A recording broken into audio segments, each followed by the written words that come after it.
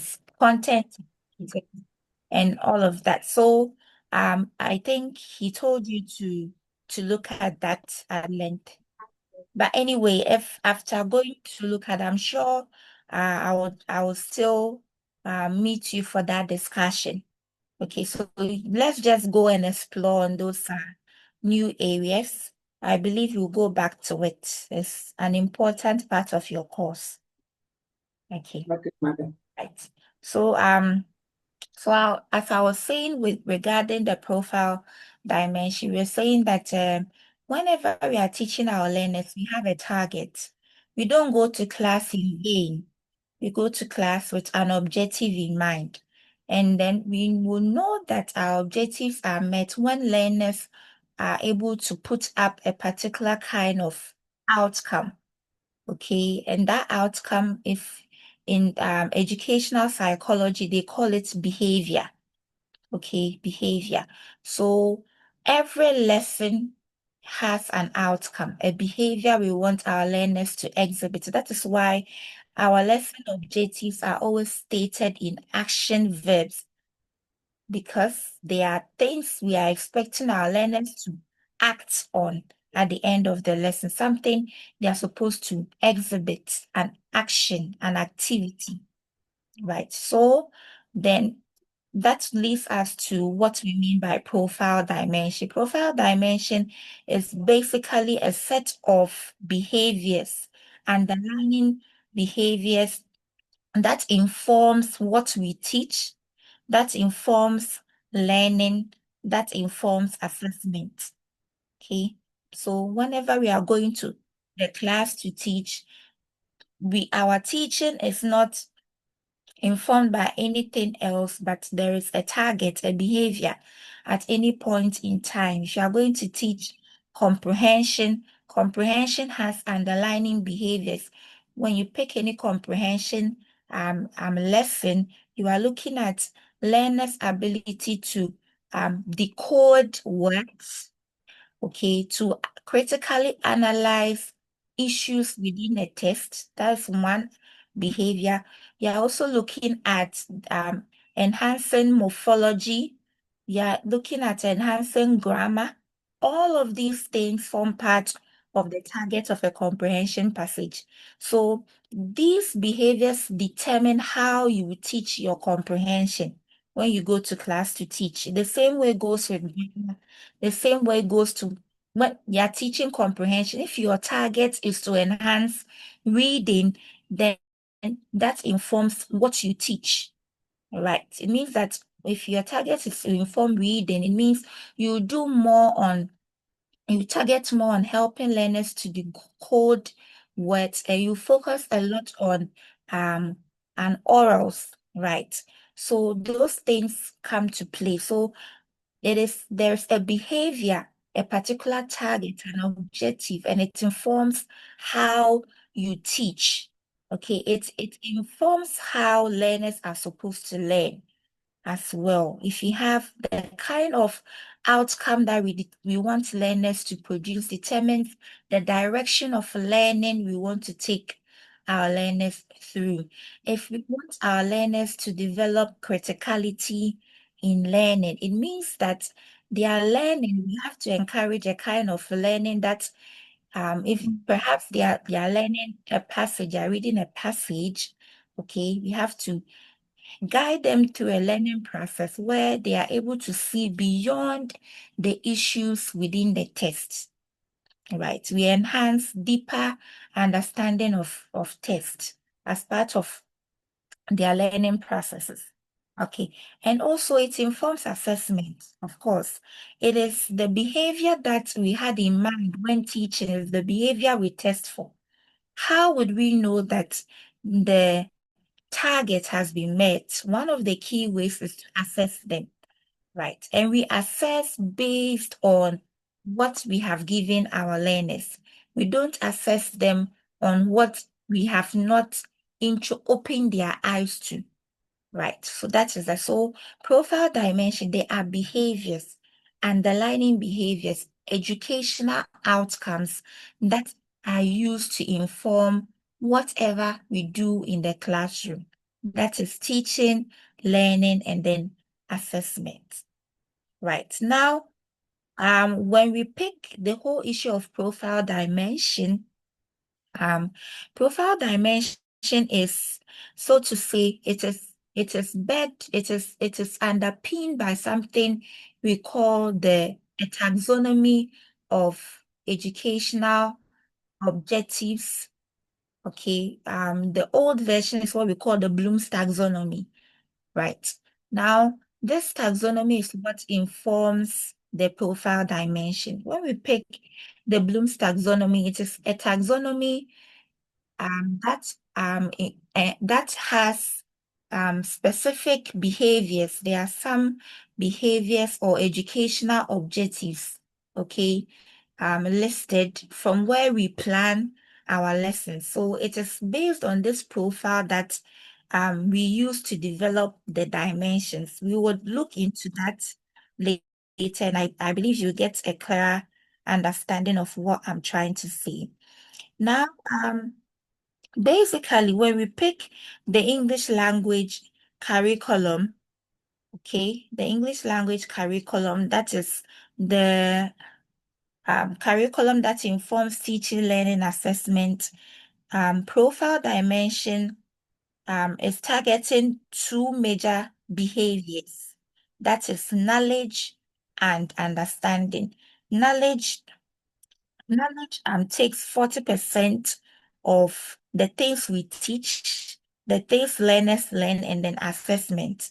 So when you're assessing learners, assessment that is targeting recall of information, that is the knowledge, should take only 40% of your assessment.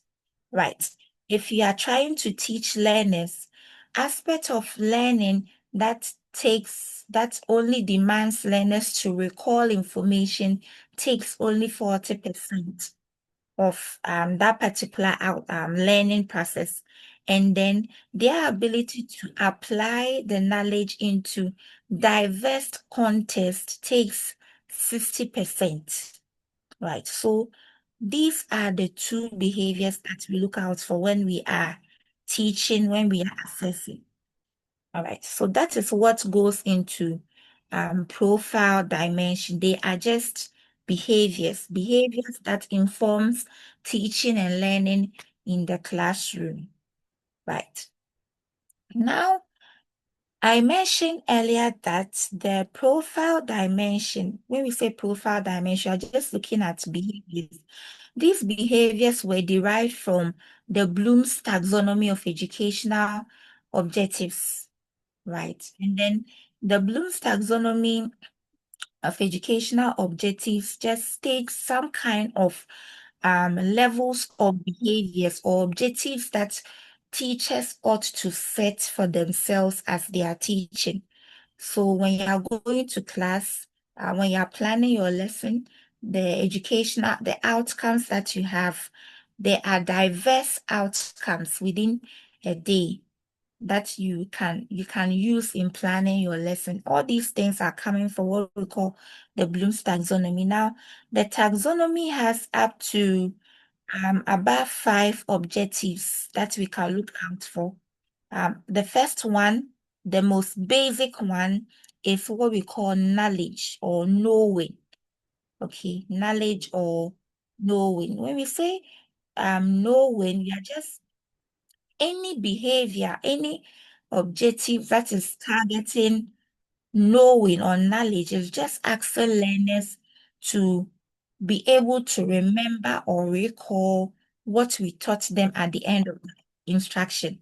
So any educational outcome or behavior that is just targeting learners' ability to remember what you taught them verbatim, okay, to just recall, to identify all those things are things that are just testing learners' level of knowledge. That behavior, just testing the behavior of knowledge at a particular point in time. So if let's say you are teaching and then you go to class, you're teaching word classes, and then you end up giving learners definitions of word classes, and then you would explain to them, and later you ask them to take a passage, okay, a passage in language, and then identify where, let's say you're teaching nouns, they should identify the nouns in the passage.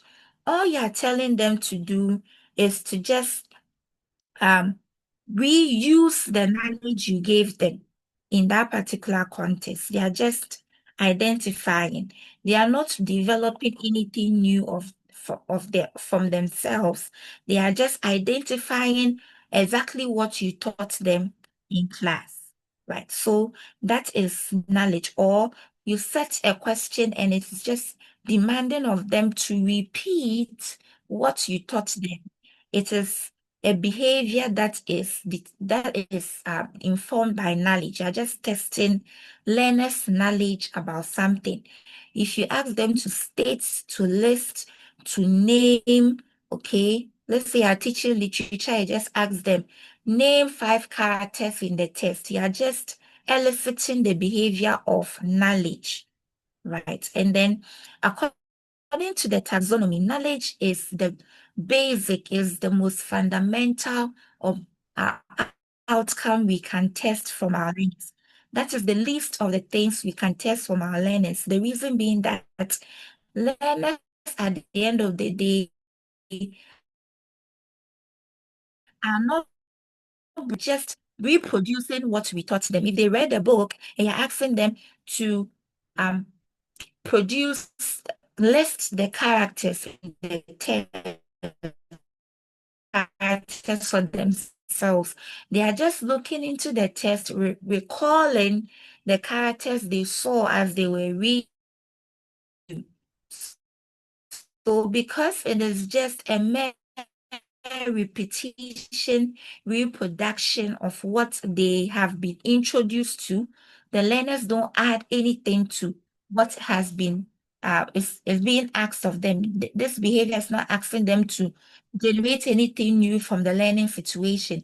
We tend to call it the most fundamental of all learning or educational outcomes, right? So that is the first kind of behavior we can be testing for as we are teaching and assessing our learners. The second behavior profile dimension, so to speak, that we talk about is understanding. Understanding is a step higher from knowledge. Understanding is the learner's ability to look through the content that you've given to them and provide explanations to them. Okay, learners' ability to provide explanations to the concept you've given to them, their ability to summarize, their ability to translate, and then to rewrite. All those things they form part of understanding. So maybe after you tell them identify, maybe in a literature class, you tell them identify 2 major characters in a text. That is knowledge. But if you go above to ask them, explain, provide a justification for why you are calling this character a major character and the other one a minor character. If they are able to provide an explanation for the classification, then you have moved a step above just eliciting knowledge to eliciting their understanding of the concepts, right? So that is a step high.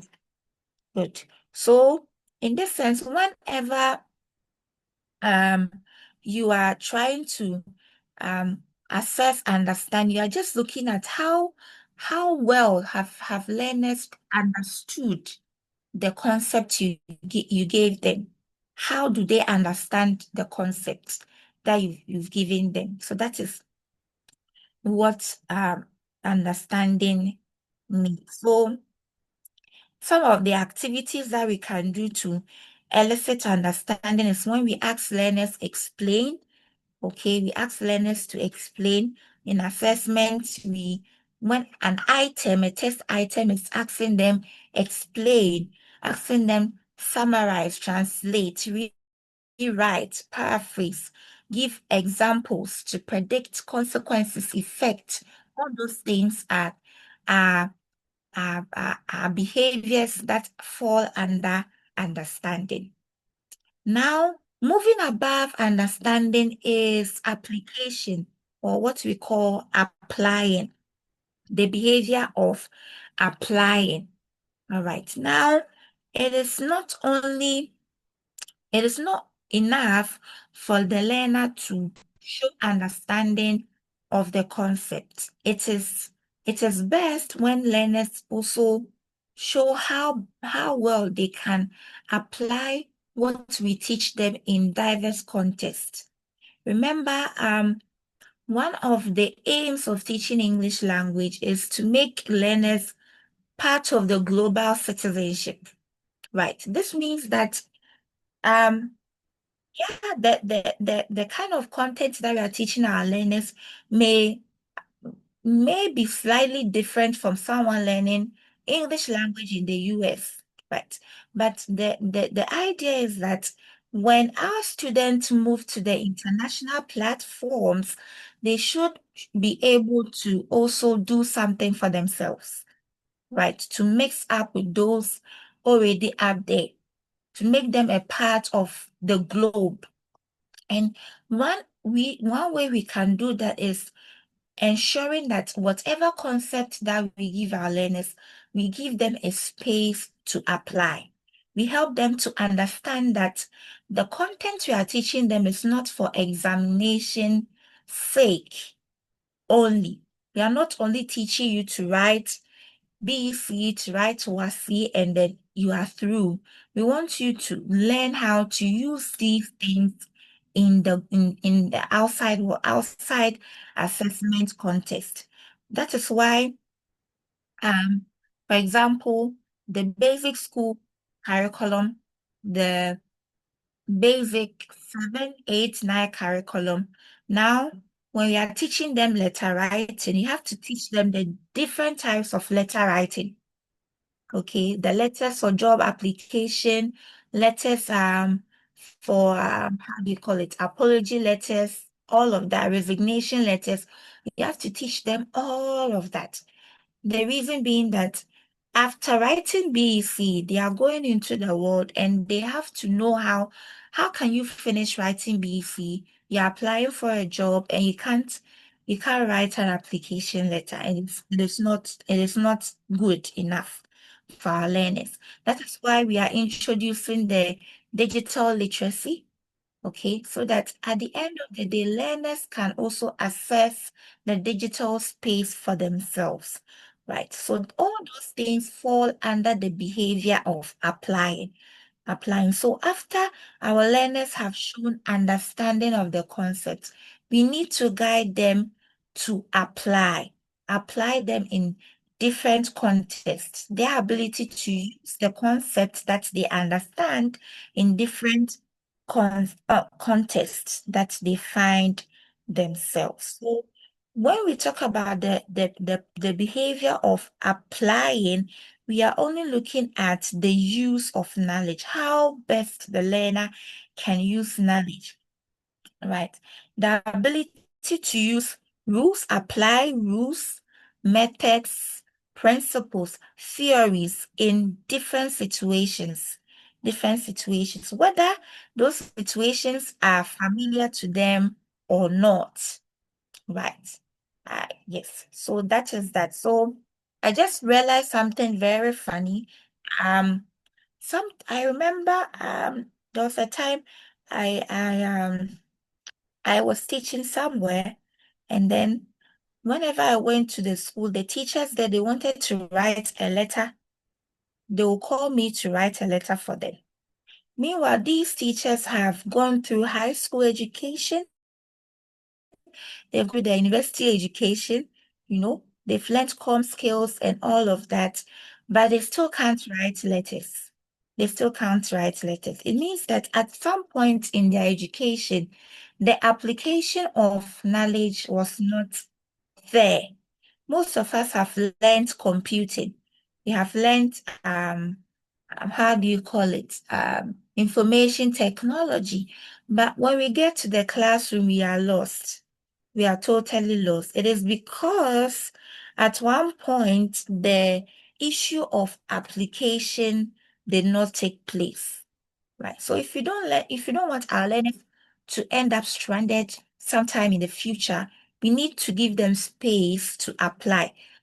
And whether the situation is something they know of or not, whether they've been at the job market or not, let's give them a chance to do something with what we have taught them. Right. So that is a behavior we can look at. Higher above application is what we call analysis or analyzing. Analyzing an issue simply means breaking down an issue, a concept into its different facets, into its different dimensions, okay, outlining, breaking down, and then looking at how the different dimensions relate to each other, how they are different, how they, comparing and contrasting issues within a particular concept, right? So that is that. For example, um, how would we distinguish a preposition of place from an adverb of place? How would we distinguish that? Because some prepositions of places look like adverbs of places at some context. So how do we strike that balance? So when we start asking our learners these kinds of questions, we are actually telling them, introducing them to the stage where they are no longer trying to reproduce our notes or the pamphlets we give them. They are now going to sit down and understand the notes, break down the issues in there, and find out at what point will a preposition, for example, look like an adverb and all of that. So all these things come to bear. So it is important that as we are learning, we're also teaching our learners to to to to break down the knowledge you are giving them. Let them see the relationships between the concepts that we are teaching them. Right. At what point can we say that we do not introduce proper nouns with determinants? They don't take determinants. But when you go to language use in social linguistics, you see some nouns, proper nouns being introduced with determinants, with articles. How is this so? Right. All these things are things we should get our learners thinking about as they are learning. And we can do that only when we are eliciting the behavior of analysis, deep analysis of the things we teach them. All right. Now, higher from analyzing is something we call synthesizing. Synthesizing simply means now the ideas that we have splitted, how are we going to bring them together to form a unified whole? How do we bring them together? What is the sense in the different kinds of nouns that we are learning? What is the sense in them? What is the relationship between all of them? These are things we should be asking our learners. We've taught them abstract nouns, compound nouns, all of that. Why do they relate? What is their relationship? Where do they stand as nouns? All these things are things that we should be asking our learners. Right? So that is synthesis, bringing down the pieces of knowledge that they can find together to form a whole, a unified whole. Right. Now, when we talk about synthesis, we are looking at the learner's ability not only to combine, but to compile, to compose, to plan, revise, to organize, and create some kind of idea. So when we give them research assignments, for example, we are not asking them to just go and copy something from the internet and bring to us. we are asking them to look at different sources and then put ideas together. That is what a proper research assignment should look like, right? So I remember I was telling some of my students, you bring me, I give a research assignment, and then you come and you just brought from one source, I will not be happy with you. The whole internet is for you, right? I want you to look at different sources and then think for yourself. So where do they converge? How can we bring these pieces of knowledge together? And what other thing, what new thing can I bring out from all these things that I am looking at?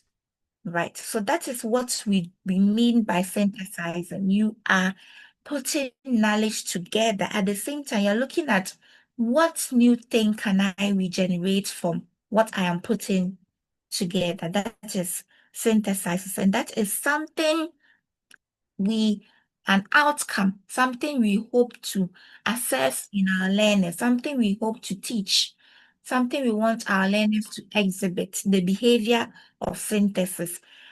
Now, about synthesis is the learner's ability to make value judgments about the concepts that we teach them, about the issues we introduce them to, about the things we are asking them to read. And that is the behavior called evaluating, right? Um, Paulo Freire will say that, um, or scholars such as Street, Paulo Freire, Street, and the rest will tell you, scholars in literature will tell you that no test is harmless. Every text we read has an ideology behind it.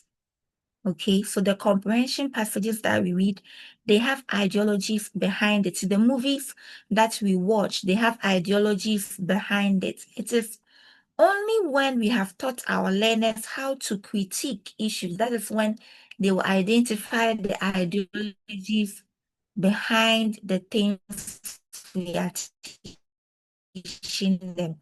And that's what we do when we are testing the behavior of evaluation, right? So evaluation simply means the learner's ability to appraise, to compare features of different things, to make comments, to criticize something, provide justifications for something, right?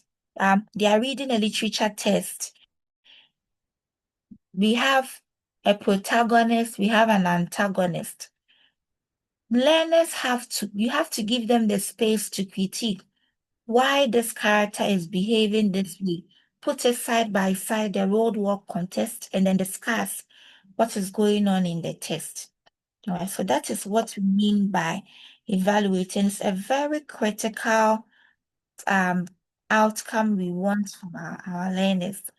All right, because now literacy has moved from just um, knowing the knowledge. We are now looking for learners who are able to criticize what we give to them in class. Good. So we don't want our learners to swallow up the content hook, line, sinker, but we want them at a certain point in time to to tell us what they think about what we have given them, putting it side by side, what they have experienced, what they know, right? To understand issues in the test. I remember there was a time I was um just by the way talking about the movie The Woman King with one of some of my students, and it was very interesting. The fact that it was not just a movie, it had ideologies behind it. Okay, it is only when we are telling our learners to critique that is when they are able to do all of that. Why is it that the strongest women didn't have children, didn't have husbands? What are they trying to say to women out there? Is it that they're trying to tell us that being a mother, being a wife is a sign of weakness? It's a sign of yes, it's a sign of weakness. It's a sign of being held back, right? You see that If you've watched the movie, you could see that the men who are married are the weakest of the warriors. The strongest warriors are the women who don't have husbands, who don't have children. What are they trying to tell the world? Right. Does this movie have a feminist agenda and all of that? So all these things are things that we can open our learners' minds to when they are reading a text. It will marvel you what these children know, right? If we give them the chance to critique the text. So that is one behavior we want to assess, see in our learners as we're teaching them English language. The highest form of behavior is creating. After learners have, all these behaviors that I'm talking about, learners have not been able to produce anything on their own yet. They are just, if it is synthesis, they are just putting together what people have done. If it is analysis, if it is evaluation, they are just critiquing what others have done. It is at the creating point that is when learners are able to say, yeah, this is what I've been able to produce out of all the learning that I have done since I entered Madam and Sir's class. This is what I've been able to do on my own. All this while you've been teaching them essay writing. Today I have been able to produce an essay which is not sourced from my teacher's template. I've been able to create something, develop a style of writing, develop a voice in my essay. That is it. So creation is the highest level of behavior our learners can exhibit.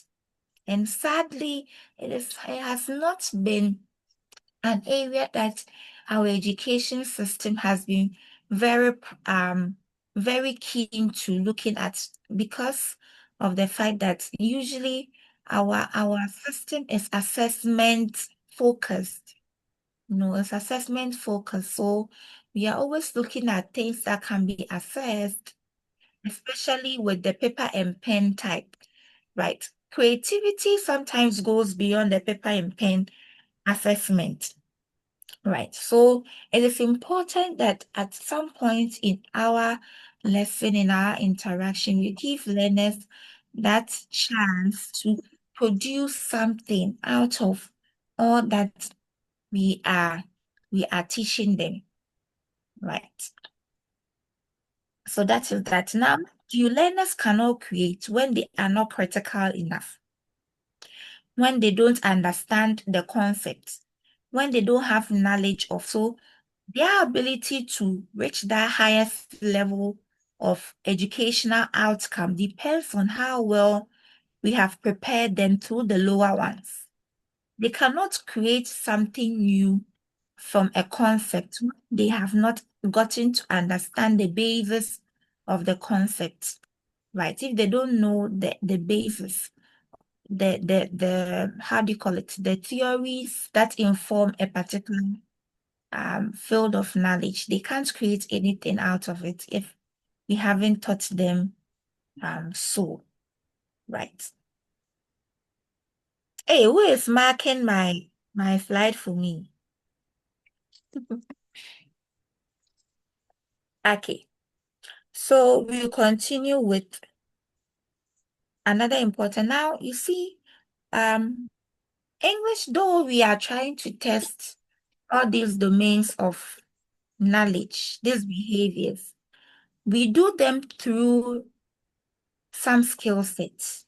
Okay, now English language, as a language teacher, your aim is to build learners' competencies in 4 different areas.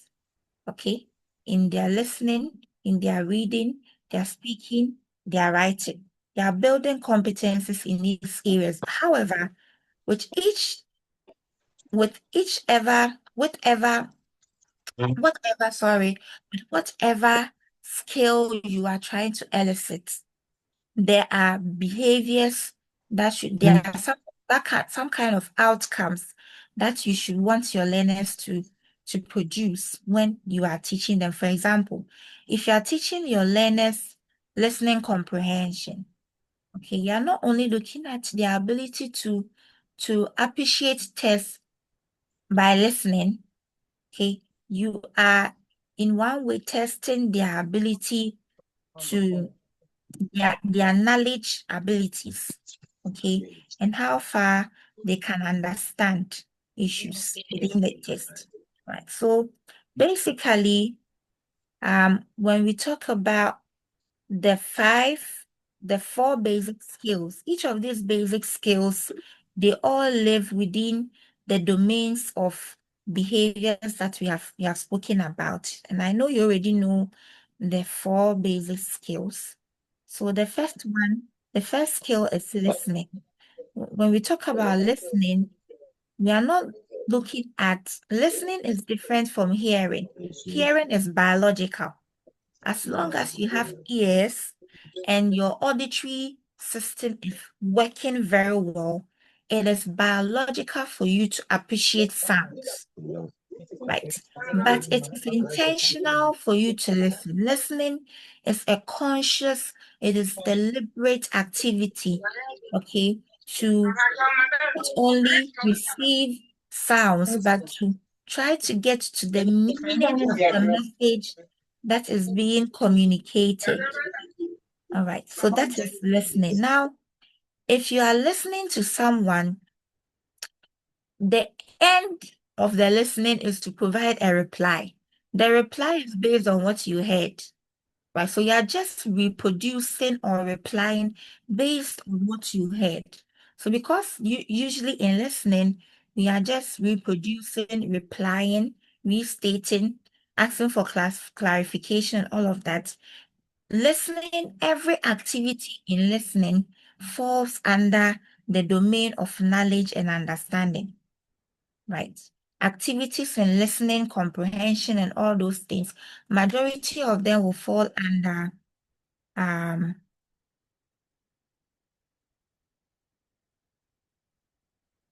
yeah, hello class.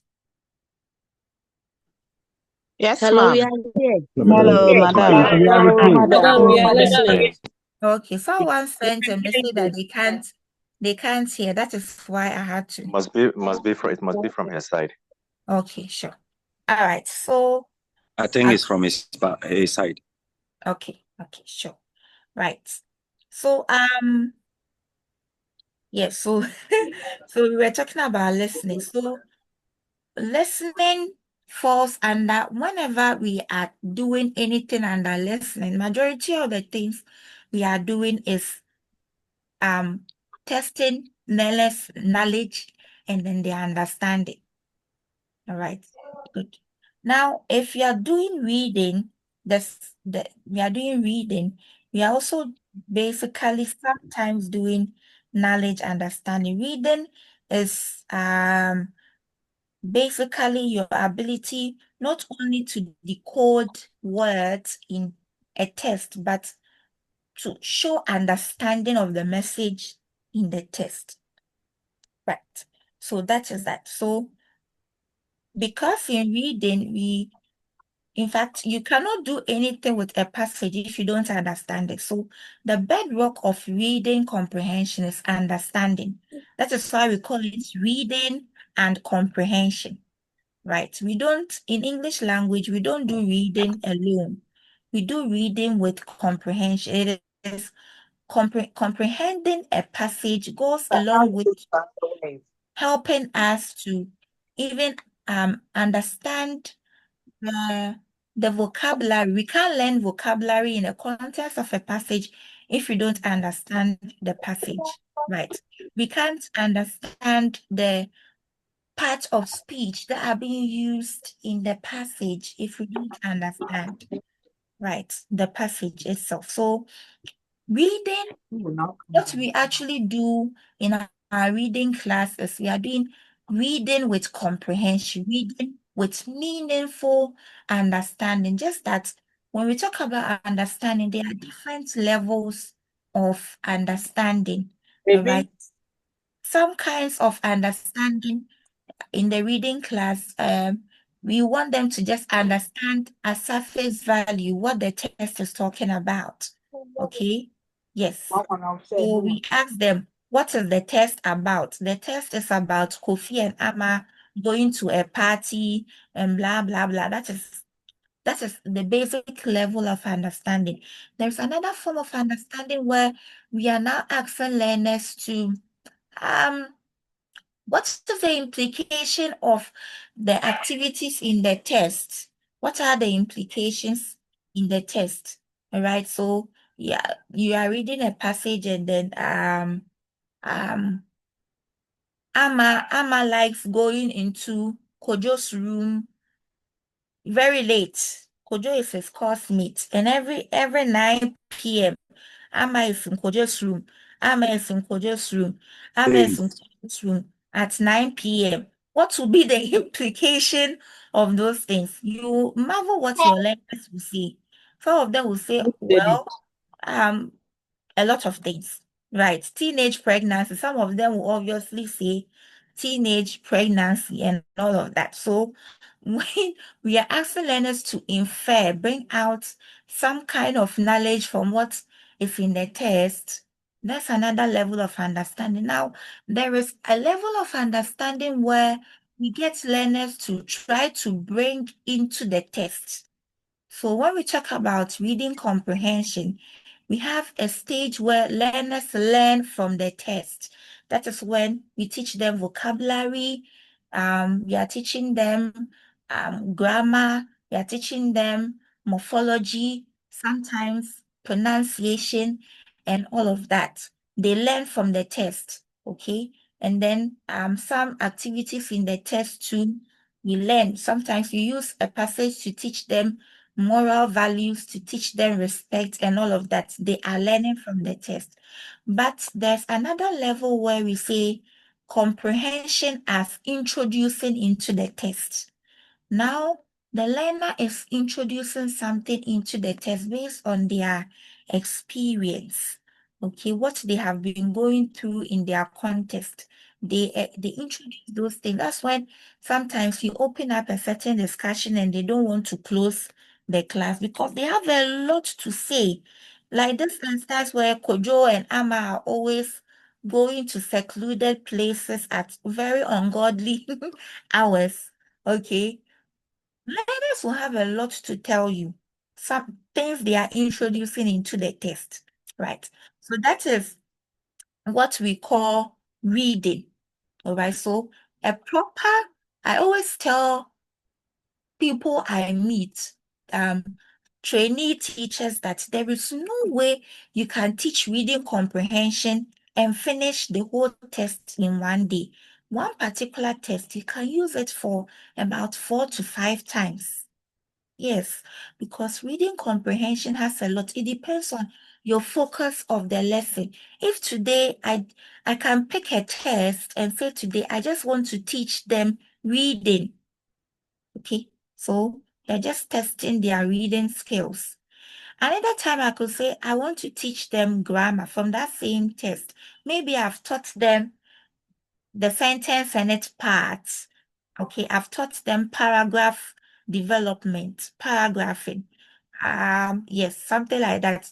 No, we've taught them the part of a paragraph, topic, sentence, and then supporting sentences. You want them to appreciate this thing. You can still use the passage to teach. That same passage can be used to teach another topic. So you see, you cannot exhaust a test within 2 hours. A test can be used for so many things. All right. So whenever we are teaching reading, we are not only looking at knowledge, who is this, that recollection. We are looking at understanding as well. Now, there's another kind of skill that is the speaking skill. Now, mind you, listening and reading skills, they are skills that help us to collect to absorb knowledge. Okay, so they are input skills. Input skills, right? We use them to absorb knowledge, to get understanding. Now, when we talk about speaking and writing, they are outward skills. This is when the learners bring out something for themselves. That is why, if you can see from the slide, when it comes to speaking and writing, the behavior there has changed from knowledge and understanding to application and then or use of knowledge. Because whenever the learner is speaking, they end up applying rules, some of them being conscious of grammatical rules, they use them when they are writing, they apply the rules we teach them, the JAR rules, rules concerning JAR, rules concerning grammar, rules concerning everything. They apply them to help them to produce meaningful text, to produce a good speech in writing, right? So because of that, whenever we are doing a speaking exercise, we are doing writing, our focus is to getting learners to apply knowledge, not to reproduce what we have taught them. That is why, to an extent, when you are teaching and you use a lot of samples, it becomes a problem, especially when you are teaching writing and you use samples so much, it becomes a problem. It is good when you are just using samples as maybe a scaffold, okay? But it becomes a problem when the sample is what you use in correcting the learner. When the sample, in fact, you are indirectly telling the learner to copy what is in the sample. Introduction, you've given them a template introduction that they should copy and produce for you. If we do that for so long, it means that though we are teaching the writing skill, we have not moved our learners from knowledge to the point of application because they are still reproducing what we taught them. And at the end of the day, that is why someone will graduate from high school. The person does not have the confidence and then the knowledge to write a letter. The person can't write letter. The person cannot express himself outside, you know. So this particular part is a part I'm very passionate about. So please pay close attention to the underlying behavior attached to each of the skills that we are teaching, so that you do not teach writing and at the end of the day, the only outcome our learners can do is to reproduce what we taught them.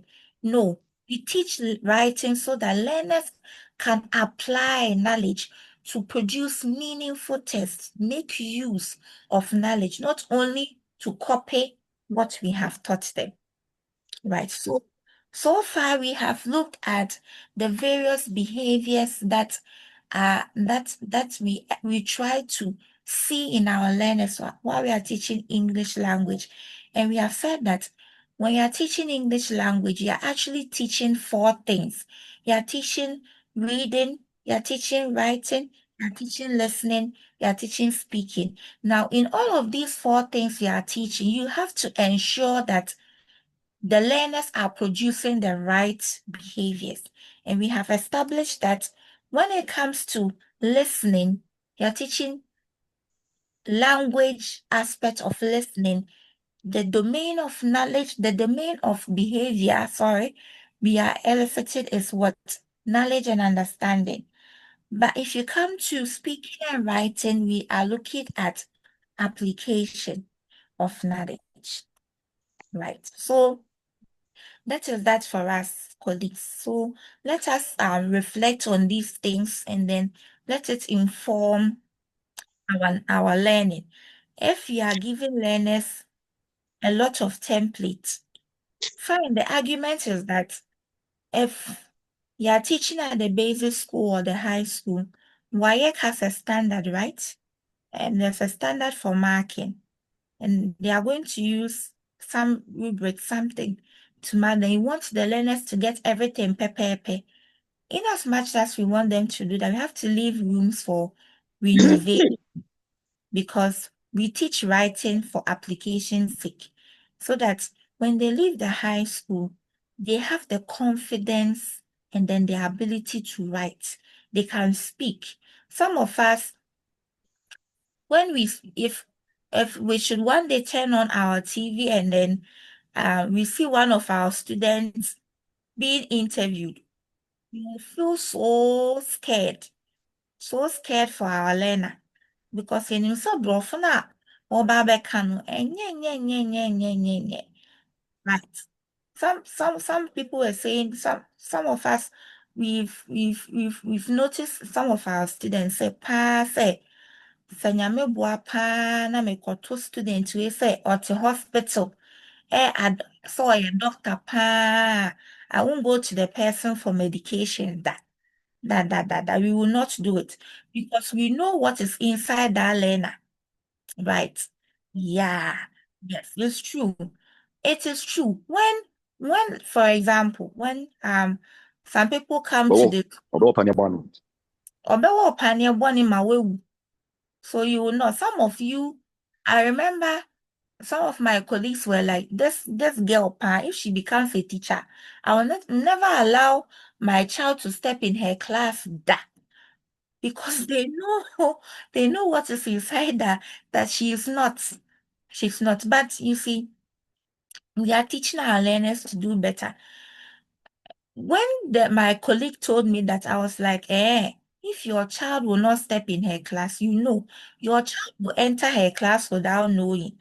So it is better you start teaching her what she should do right at this moment before the person grows with it. Yes. So these people we are teaching are going to be our future. If we don't want to be scared of our future, let us give them the right things now so that we will not be shy when we see our learners. If you like, let me come to your school and tell you I want to interview some of your students. You go and do selection of the student I should interview because you know what some of your students can do. Right. So let us try and help our students. Let us try and elicit the right kind of behavior for them. And then I believe that we will not be shy in the future. When you grow old and then you hear that one of your child is an MP, a minister in parliament, you will not be bothered at all. You'll never be bothered. Right. You'll be proud saying that I taught this child. And then that is that. Okay. Now, English language, we are not only focusing on only accessible skills. Hello, madam. Hello. Please, my hand is up. Okay, yes. Teria. Please, looking at the language skills, Mhm. for each one, there is a domain of learning attached to it. Yes. Yeah. And I think we have the 4 language skills, we have only 3 domains discussed. That is knowledge, understanding, and then the application Yes. or the use of Mhm. knowledge.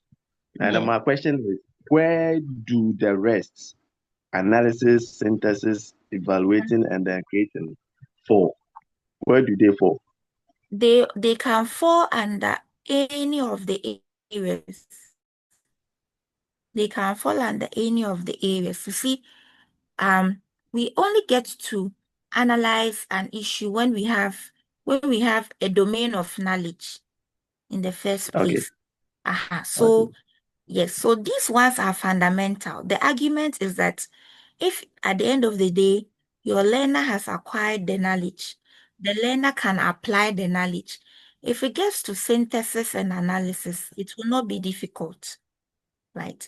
So the okay, reason why we have only these 3 there is because they are fundamental. Now, also mind you that the 4 language skills are also basic skills that we teach.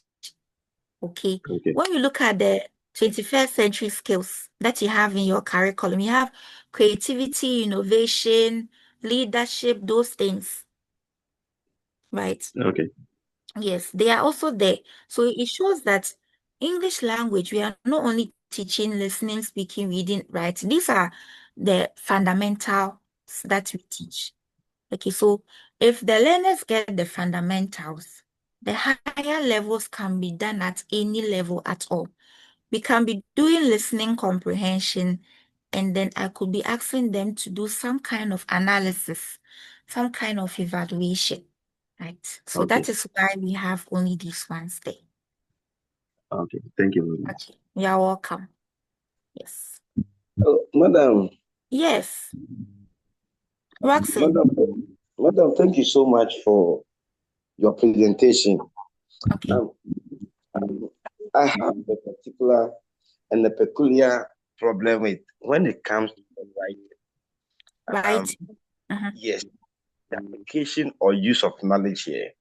I think all along, when I moved to Ghana Education Service, sorry, let me say the public school.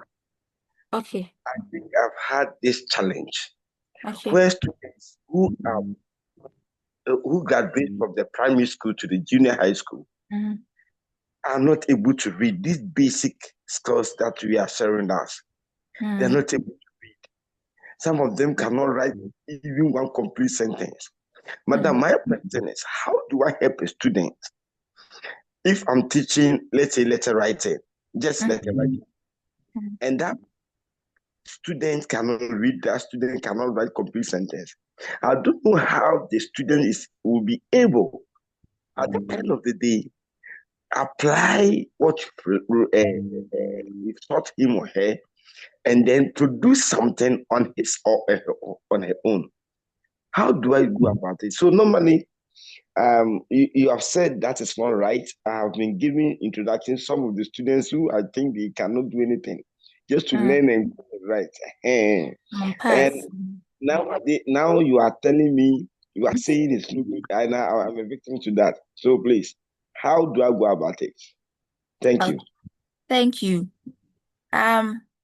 You see, Sir Roxanne, even if we give them the template and they write, there is the issue that what if they encounter a writing situation where the template does not speak to, they will fumble. They will fumble. So I think the best things we have to do is, though it is a very slow process, we should get learners to get the fundamentals. Okay. Yes. Now I understand you. Most of I was in a private school once, and when parents are coming to register their children, maybe the child is going to JHS 1, they tell the child, let's say P6, they tell the child is in JHS 2. Yeah, they and then they are able to do something. They come to class and you give them an assignment and you wonder where they are coming from. Right? So such students, there has to be some kind of intervention for them. But right now we all want our children to pass and go and enjoy free subsidized education. So, but we just give them the templates to go. But the caution is they will not be able to do better as they are growing higher. They can't do anything. So the best thing is to let's educate them in the fundamentals. Okay, we could have a separate class for them where we are teaching them the basics of the language, because if they don't get it, they cannot climb high. Also, some of them, it is not that they can't write. The context within which they are writing is too high for them. Right? They don't have any previous knowledge on that particular context they are telling them to write. So it's become very difficult. For some of them we have to start the writing with something they know. Okay. That is why we usually start letter writing with the informal ones at least. And the topics we give them should be something they are familiar with. If they are familiar with and even they write and they are writing errors, at least they have produced some content and you know where you can be starting from. Okay. So let's start from there. I know it's hard work. I have students I also do such interventions for. It is a challenge. Sometimes I come back and I don't know if I should cry or I don't know. But it's a challenge. But let's start. Let's get it. All right. Maxwell's hand is up. Thank you. Right. Maxwell.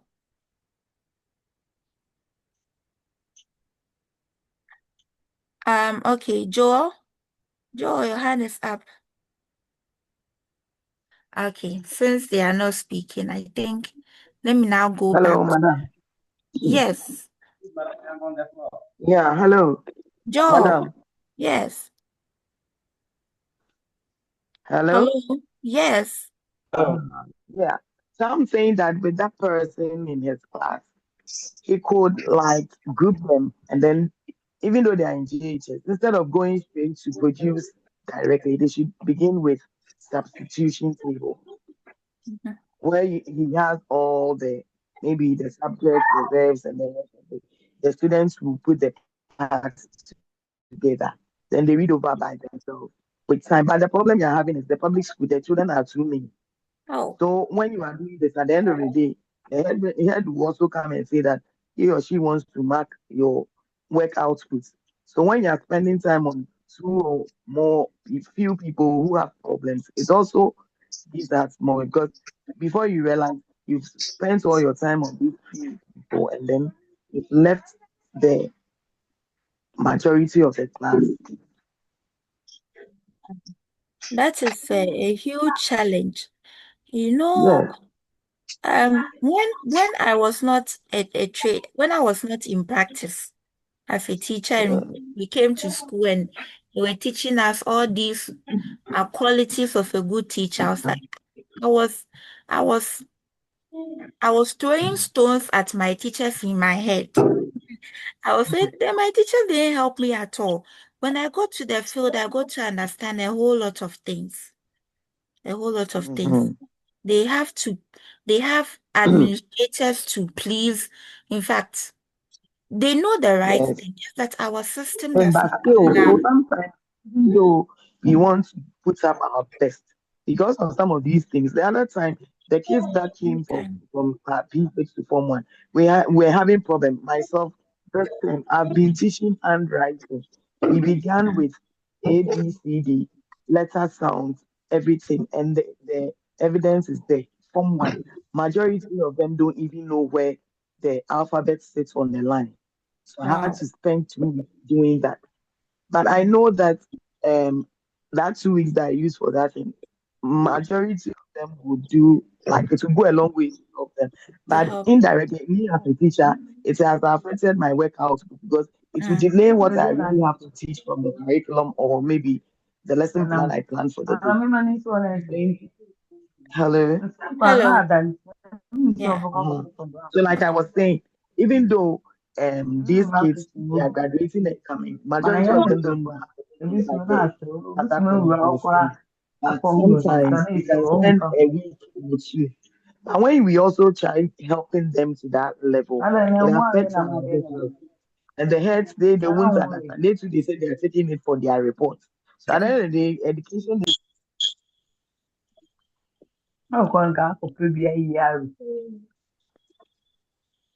Please, the one speaking at the background, you Yeah, can there's mute something. your mic. Mm. Yeah. Okay. Um, Matthew's hand is up. Yes, madam. I just wanted to add to what my previous speaker said. When I was teaching, when my learners come to Form 1, believe it or not, I have to make them write A, B, C, D to Z to assess their level, their handwriting, and a few other things in order to know how to take them. So the challenges, as being said, are real, but as suggested, we can take a few of them and be helping them. But the challenges cannot be swept under the carpet. Thank you. Okay, Joel. Please, can you hear me, madam? Yes. Okay. Please, as it seems almost all my colleagues who spoke already, they speak on writing. But the other side is the reading. Mm, You have people who are even in JSS3, and how to read is a problem. mm, Then these people are progressing to the senior high. What are they coming home with? mm. So it's a big challenge that the educational system is not helping us at all. You want to take your time to take them through the basics to know how to read and write. But then there is a lesson plan lying down before you that you have to teach and give exercise and mark. So this is a big challenge. So I think if there are other strategies that we can use to blend teaching our lessons, then adding all those things that can help them. Yeah, I think it will help us a lot. Thank you. Okay, Hamza. Thank you for the opportunity. The one who just spoke has actually said what I wanted to say. You see, I encountered such a problem in one of the basic schools where a student in JHS2 cannot read. He doesn't know the sounds of the alphabet. And it's not just with reading. He also has a problem with writing. There was a time where I gave a class text and I realized he wasn't writing. So I confronted him and asked why. He said he doesn't have book. So you see, somebody who do not know how to read and also is not able to write, does not even have a book to write in.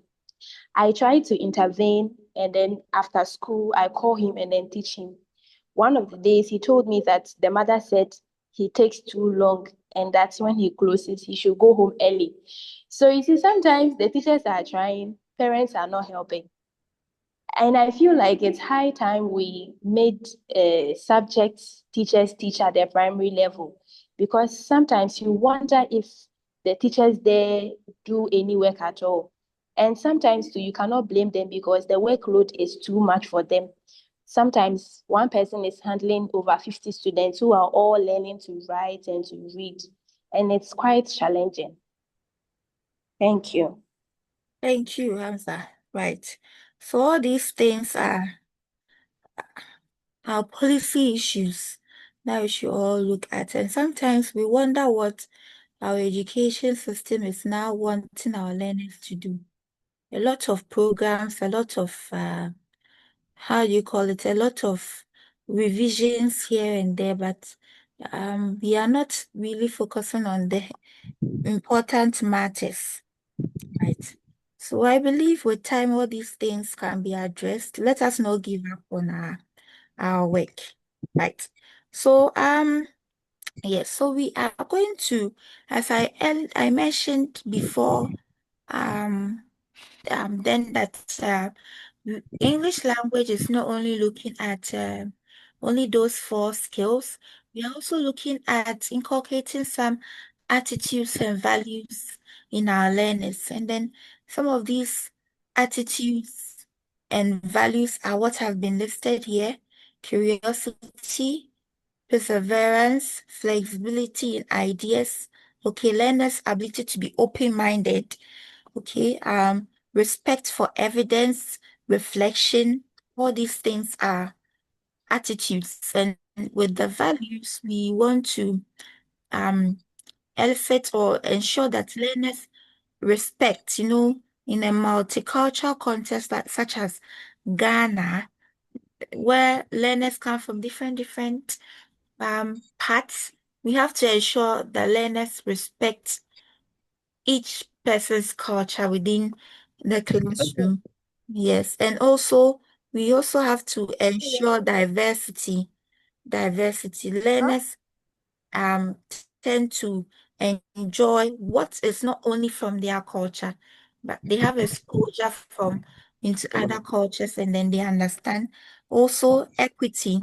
Equity simply means that we want to give each and everyone an opportunity to strive, an opportunity to strive. Hello, There's some noise at the background. If you can kindly mute.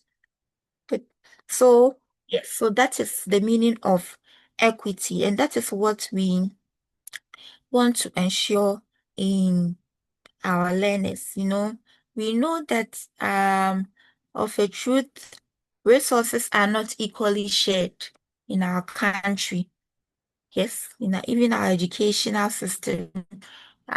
Some parts of our country seem to be more developed than the others. They are receiving a lot of attention. Some parts, even within the big city, some parts are receiving attention. You go to some areas, some parts have a lot of resources for learning than the others. But that doesn't stop you as a teacher from giving your learners who are in a very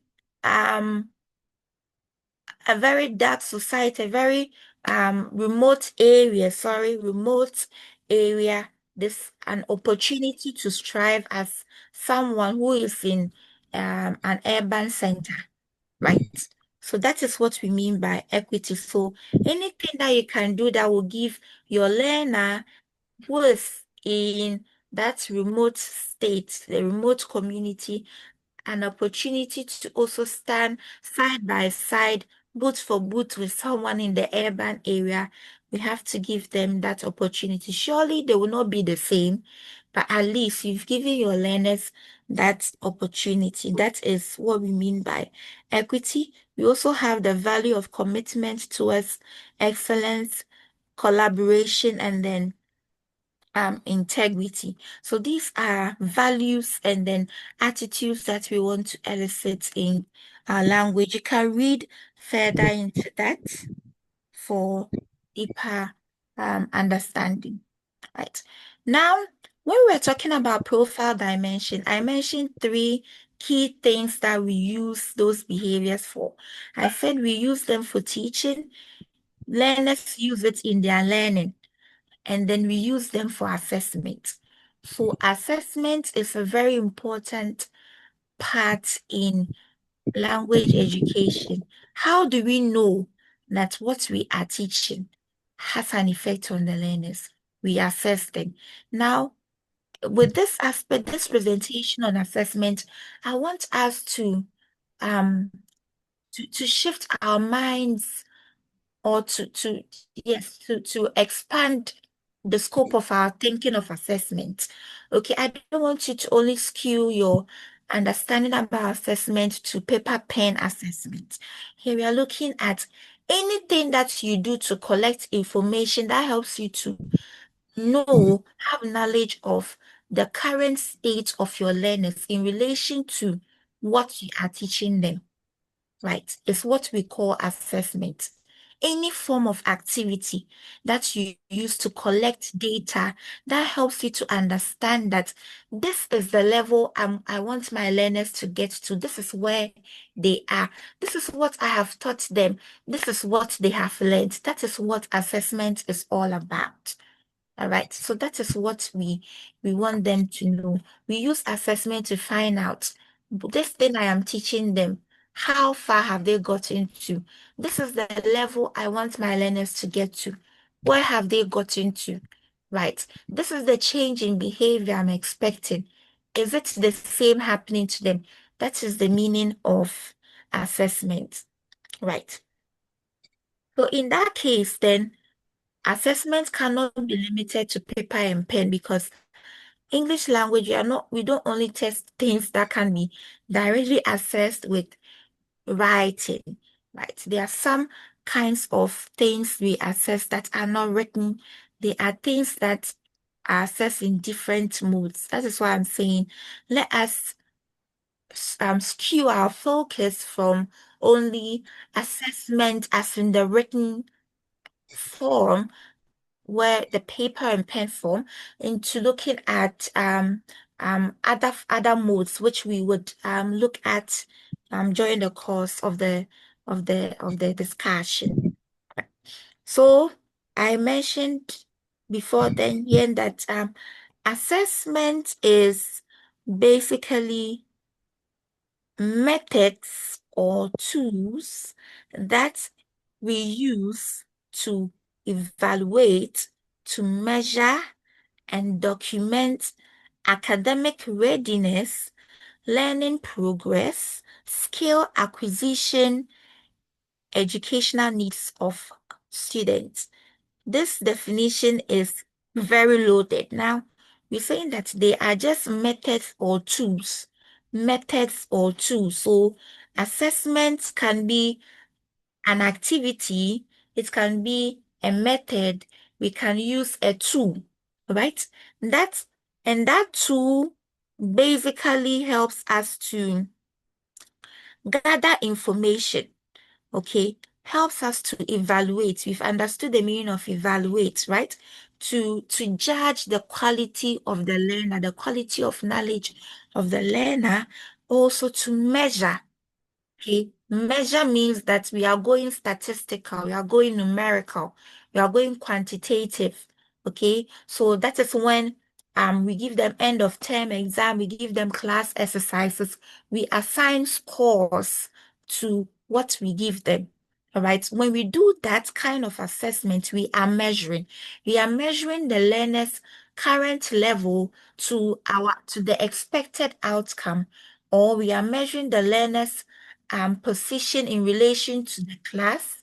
We are measuring the learner's position in relation to a whole country. For example, when they write BEC, we assess their scores. We are trying to find out the learner's knowledge side by side, or along with other learners within the country, so that we can know where we can place them.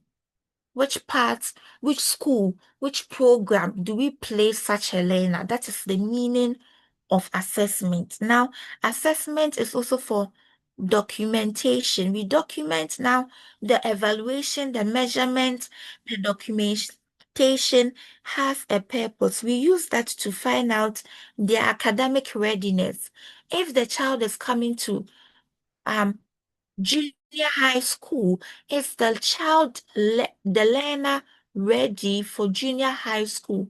The academic rigor, the level, the challenges, the obstacles that are in JHS, is the learner level that ready to enter into that? Is the learner ready in terms of maturity? Okay, cognitively, emotionally, is the learner level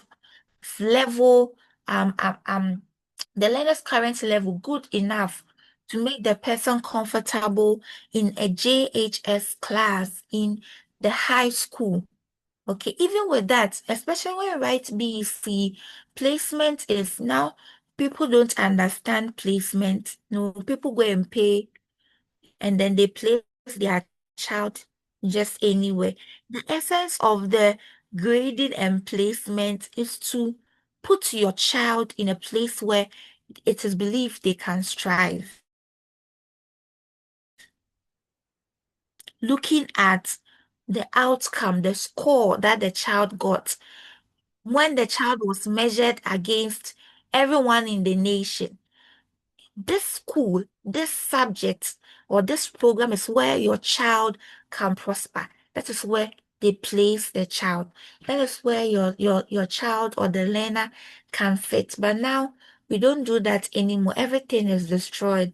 Someone with aggregate 45 is waiting to get to an A school, and it becomes a challenge. When they get to the A school, the teachers are suffering, right? Someone in P4 has been skipped to P6, and the P6 teacher is struggling every day and every now, right? So that is that. So that is the essence of, so assessment, it plays a very important role in language education for that matter. We use assessment to determine learning progress. How far has the learner gone regarding what we are teaching them? Is the learner progressing? Is the learner moving along with us, or the learner is in fact is getting worse? We use assessment. We use assessment to also find out skill learners' educational need. Okay, what is their need in terms of education. We also use assessment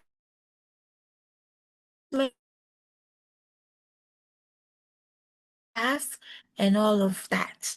That is the purpose of assessment. So assessment is all about collecting data. Okay, assessment. That is why I always tell my students, you are writing my test. It is not a do or die matter. I am just collecting data to know what I'm going to do. Okay, whether you can proceed to the next level, if you are in level 200, you can go to 300. Okay, whether you can survive in language education. That is why I am giving you the test. Right. So that is that. But unfortunately, our understanding of assessment is bad. That is why now there's a lot of examination malpractice in our system. People are copying here and there just to pass.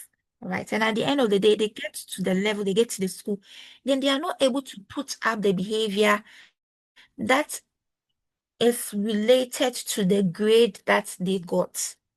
Right. That is assessment. Now, when you pick assessment, assessment can be classified into two broad areas. There are two broad types of assessment. That is formative assessment and then summative assessment. Formative assessment is any form of assessment, as the name goes, we use it to form, to shape the learner during the learning process. Okay, so any form of assessment that we do during the learning process with the intention of shaping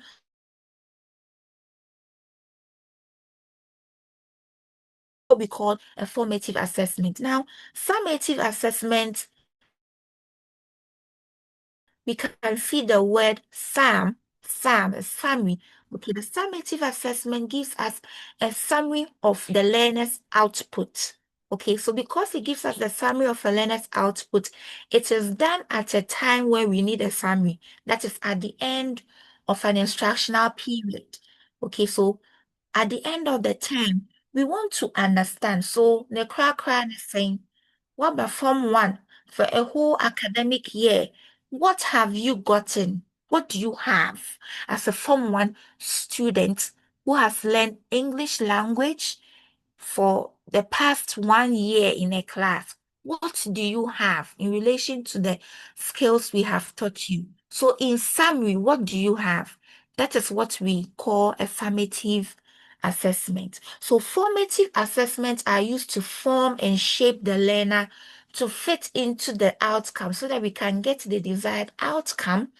Summative assessment, we use it to get a summary of all that the learner has been able to do during a certain target learning period. All right. Now, if you pick formative assessments, because they are done to form, there are different types of formative assessment. We have one we call assessment as learning. Okay, assessment as learning. I like to call it assessment as I learn.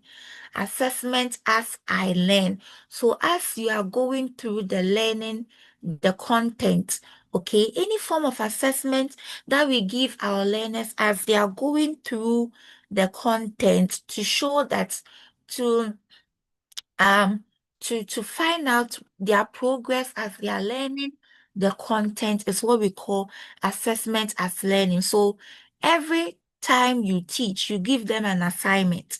The assignment you give them is to find out, are they learning what I taught them? How far have they grasped it? How far can they apply it? Yes. So that kind of assessment is what we call assessment as learning.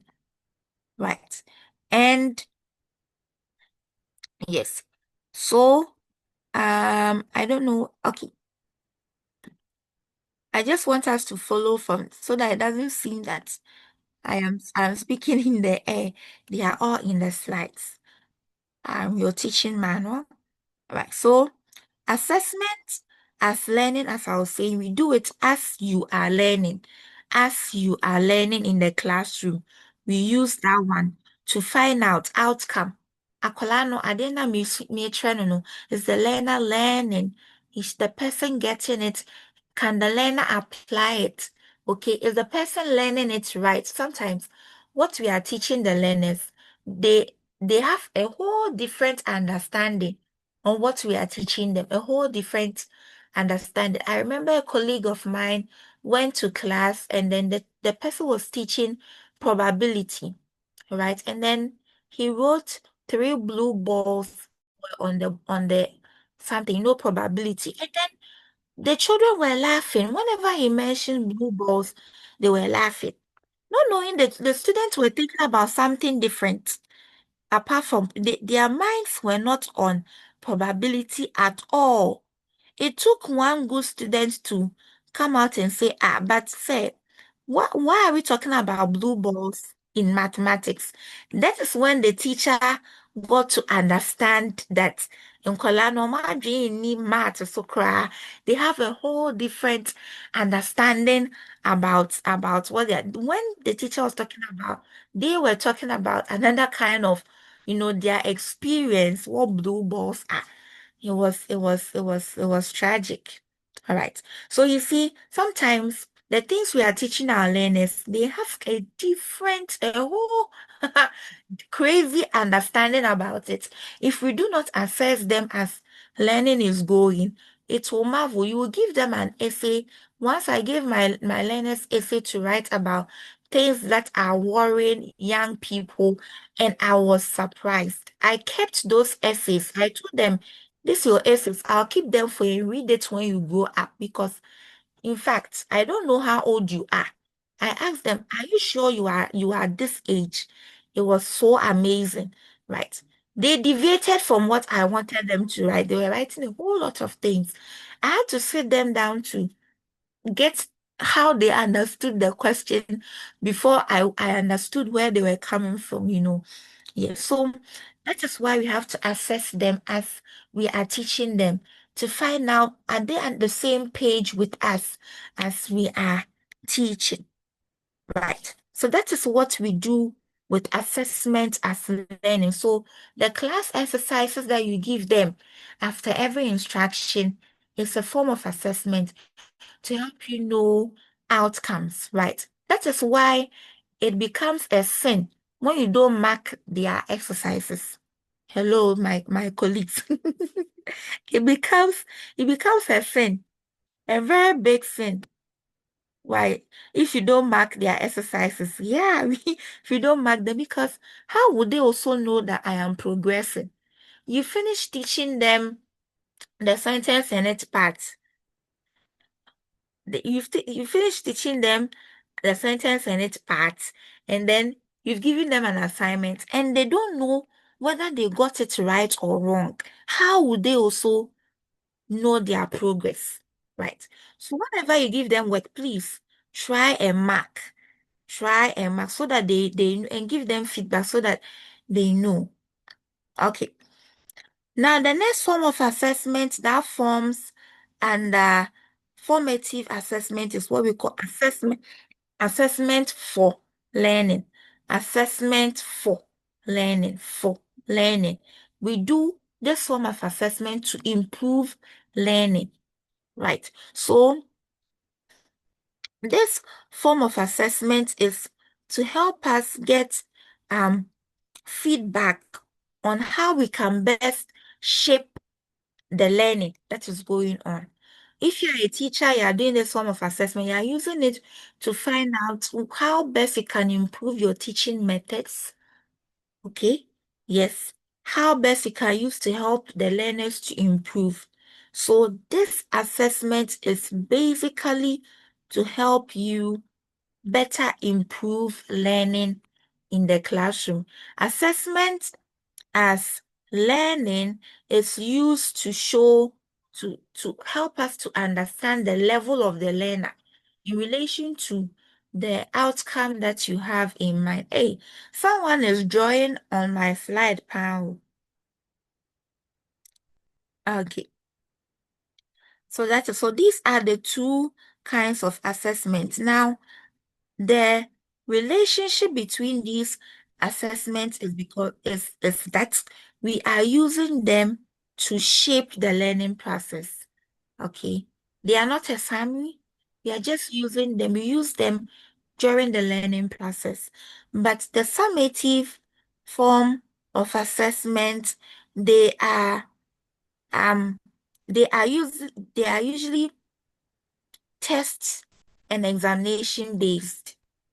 Okay, they are test and examination based, and the outcome of those tests are quantitative, and they are used for very important purposes. Okay, we use summative assessment to make placement, to decide what the learner is supposed to learn, in terms of the subject that they should learn at one point in time. All right, that is why as a nation we are not supposed to joke around um with assessments. I was not too happy. We all know that examination malpractice is there. We all know. But it seems that last year it became totally serious. And I wasn't so happy as an educator, as an assessor, because if our learners are stealing to pass, it means that the product we have in a high school, what they have is not who they are. And it means that we are going to suffer as teachers. There are some students that came to the class with a certain grade, and when they write, you realize how they were able to enter the high school. You wonder. And it is not only in the high school. Those of us in the university too, we are feeling the heat. You are also feeling the heat. You can realize the number of people that are being sacked from the university from time to time. You see, it is affecting everyone. This is because as a nation, we haven't taken assessment so seriously. Assessment is important. It is the breadth of education, right? It's a breadth of education. If we do not assess our learners accurately, it will affect them. That is why we have nurses in the hospital. You go there and they are pressing their phones. If we had assessed them very well, we will know that we'll be saying nurse and then calling, right? And then they calling, maybe the person should be somewhere else. But because we're taking assessments for granted and we are all looking for money, somewhere to get monthly salary and all of that, all those issues are there. This is the outcome of it, right? So all these things are there. Okay. Hey, someone is drawing on our slide so seriously, and I can't find the eraser to help me. Let me see. Madam, I think it's you. It's me writing. Yes, Hey. please. Oh, okay. It's your own device. My device that is writing. Let me go and see. Perhaps the PowerPoint. Maybe it will start. Please, have we offended that person? Oh, but mine is not even on editing. It's not on editing mode. I placed it out of But if edit. it is on, if it's a touch screen type of It's device. not a touch screen. Oh, okay. Yeah. So, All right. yeah. Anyway, Joe.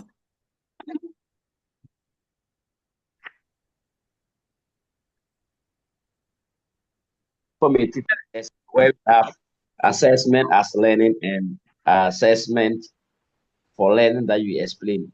I believe the purpose of the assessment is to make informed decisions regarding to the progress of learning. So, madam, please, assuming I ask my students to do assessment in the form of appraisal, what they think I should improve on and what they think I should improve on as a teacher. So what kind of assessment is that? What is the purpose of that assessment? Please, madam, the purpose of that assessment is to make decisions as to the things that you are doing that motivate learners to participate actively in the class, to arouse their interest in the class, and those that scare others away. If they feel free to tell you, you'll be able to know those things that you do that scare them and those things that you do to motivate them to participate in the class. Okay. So with this one, so with this one, okay, then what then? So when we talk about assessment for learning, we use assessment for learning to improve learning. So since we are using this one to help you improve your learning, then it will fall under assessment for learning, because the purpose of this one is to help you improve your learning. Selena. Madam, please, I also support your view. It is for learning, assessment for learning, to help maybe change your method to help children understand what you're saying better. So you ask children to assess you so that it will help to improve your teaching methods or your way, even to assess materials for teaching. So I think it is assessment for learning, as you put. All right. Yakubu. Please, madam, could you help me to get the difference between assessment for learning and assessment as learning? All right. I think I have been talking plenty. Can someone help us so that I come in when necessary? Please, madam. Yes. I can help. Okay. Hello. Okay. Madam. Yeah. Yeah, madam, let me come in and assist you. Okay. Madam, please, with your screen, the drawings on your screen, reshare your screen and the drawings will go away. Okay. Hello, madam. Yes. I want to assist with the assessment as learning. That is done within the peoples. So in groups, the people they can discuss what the teacher has given them to do, and then when they do that, as they assess, maybe they write something, they exchange their papers, one reads, and then they assess them. So that is assessment as so it is done within the peoples. Then the assessment for that is between the teacher and then the pupils. So like if it is reading comprehension, the questions that the teacher seeks, that is the prediction stage, solicit information from the pupils before the reading starts. That is assessment for maybe if upon doing the reading, the teacher pauses and then asks questions to find out if the pupils are also following. That is assessment for, and then maybe the afterwards and what have you. So assessment as learning is done within the pupils, that is done by themselves, and then assessment for that is between the teacher and then the pupils. Thank you. All right. Mm-hmm. Please, I Okay. also want to speak. Okay. Hello. Yeah, Can Augustine. Okay, so please, I also want to add my voice. So assessment as learning, it's all the activities that goes on during the lesson, a particular lesson.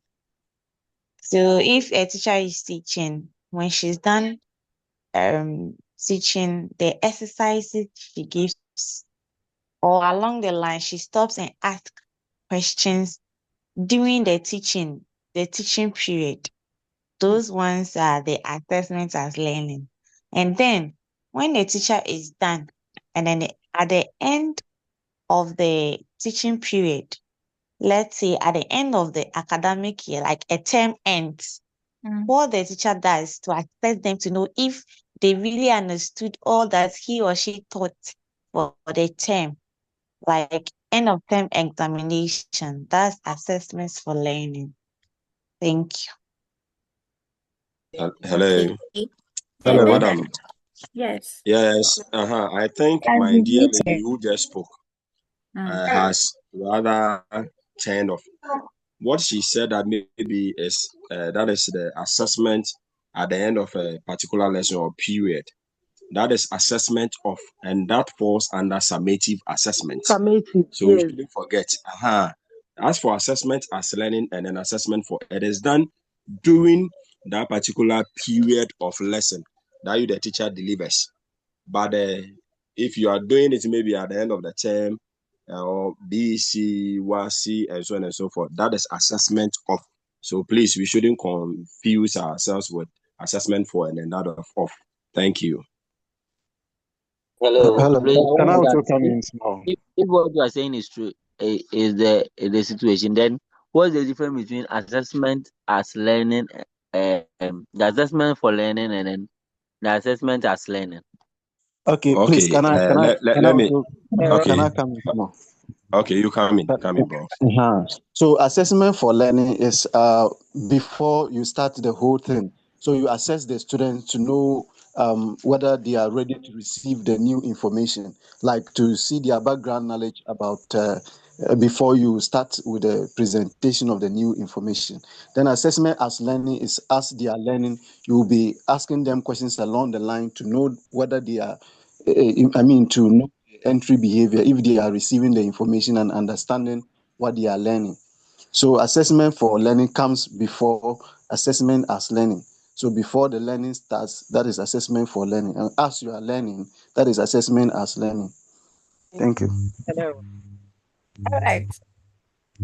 Hello. I have something Yeah. Madam, to the best of my knowledge. Hello. Hello. To the best of my knowledge. Please, Student I would excel. like to give. Hi, madam. Already have Yeah, it. the time too is we don't have a lot of time, so let me just come in. All right.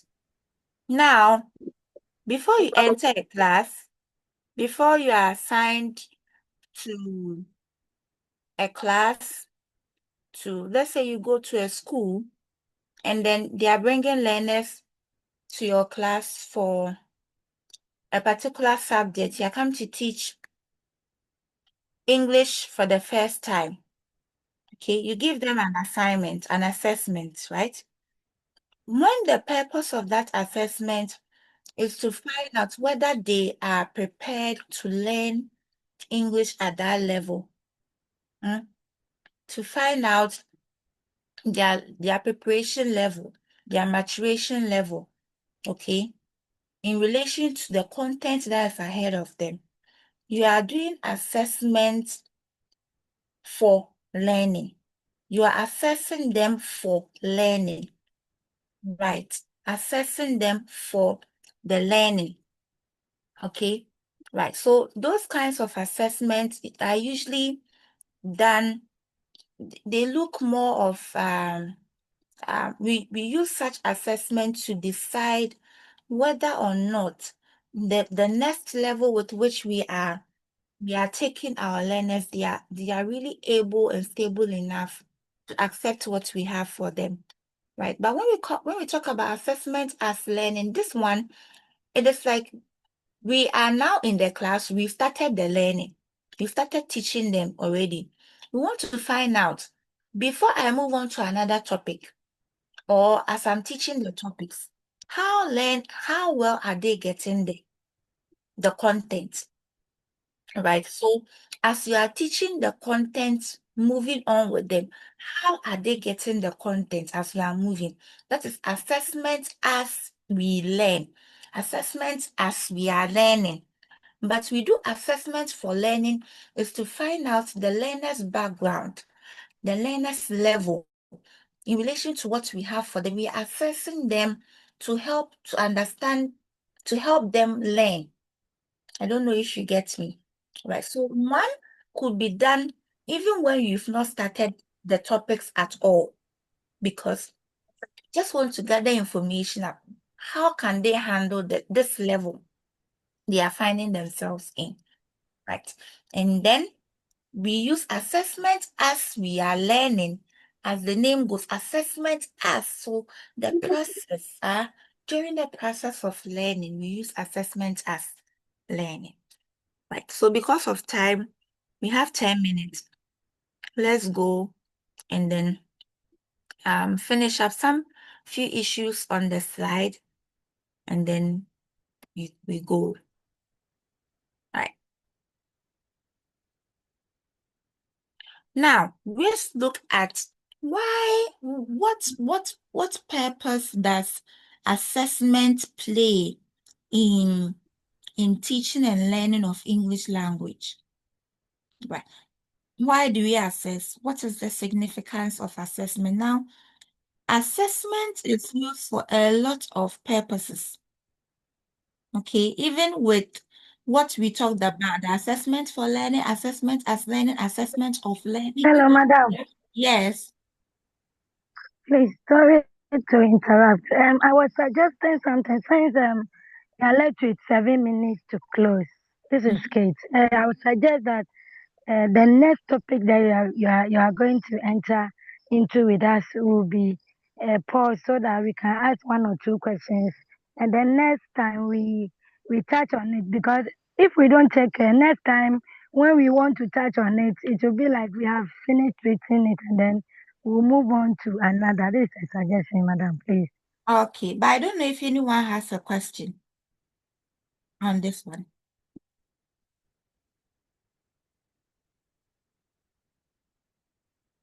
Questions? No question.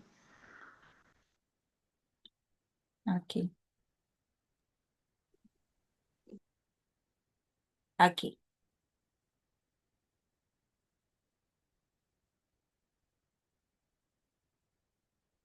Susie.